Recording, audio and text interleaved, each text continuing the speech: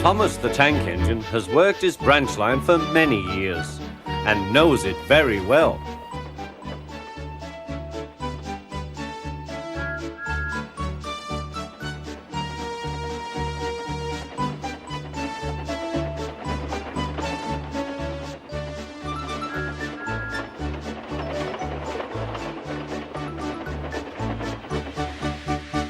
You know just where to stop, Thomas, laughed his driver.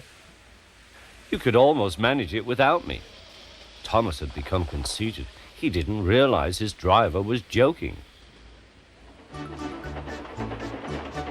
Later, he boasted to the others. Driver says I don't need him now. Don't be so daft, snorted Percy. I'd never go without my driver, said Toby earnestly. I'd be frightened. Huh, boasted Thomas. I'm not scared. You'd never dare. I would then. You'll see. The next morning, the firelighter came. Thomas drowsed comfortably as the warmth spread through his boiler. Percy and Toby were still asleep. Thomas suddenly remembered. Silly stick in the muds, he chuckled. I'll show them. Driver said I could manage without him. I'll just go out. Then I'll stop and wheesh. That'll make them jump. Thomas thought he was being clever. Really, he was only moving because a careless cleaner had meddled with his controls. He soon found his mistake. He tried to wheesh, but he couldn't. He tried to stop, but he couldn't. He just kept rolling along. He didn't dare look at what was coming next. There was the station master's house. The station master was about to have breakfast. Horrors! Cried Thomas, and shut his eyes. The house rocked.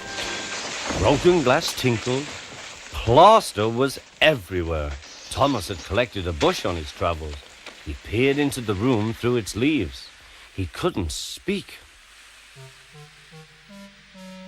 The station master was furious. His wife picked up her plate. You miserable engine, she scolded. Just look what you've done to our breakfast. Now I shall have to cook some more. She banged the door. More plaster fell. This time it fell on Thomas. Thomas felt depressed. Workmen propped up the house with strong poles and laid rails through the garden. Meanwhile, Donald and Douglas arrived.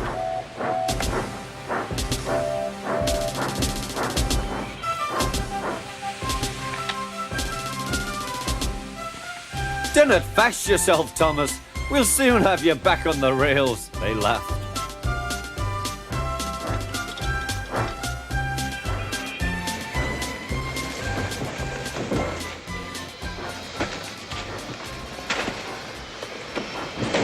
Donald and Douglas, puffing hard, managed to haul Thomas back to safety.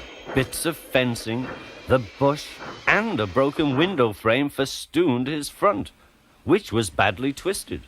The twins laughed and left him. Thomas was in disgrace. There was worse to come. You are a very naughty engine. I know, sir. I'm sorry, sir. Thomas's voice was muffled behind his bush. You must go to the works and have your front mended. It will be a long job. Yes, sir. Meanwhile, a diesel rail car will do your work. The diesel, sir? Thomas spluttered. Yes, Thomas. Diesels always stay in their sheds till they are wanted. Diesels never gallivant off to breakfast in station masters' houses.